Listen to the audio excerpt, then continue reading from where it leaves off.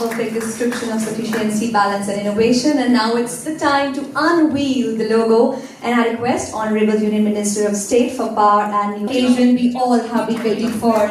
Please put your hands together as we unveil the logo for GEL 2025.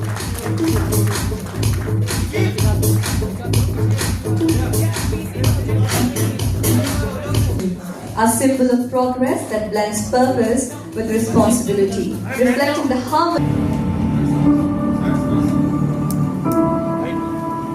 Energy of the sky, might of fire,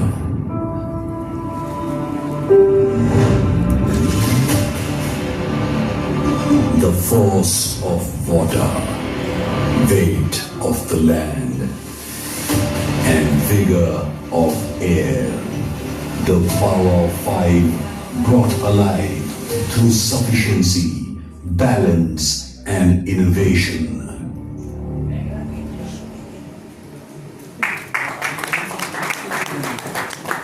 And now the much awaited moment, the launch of the website. I request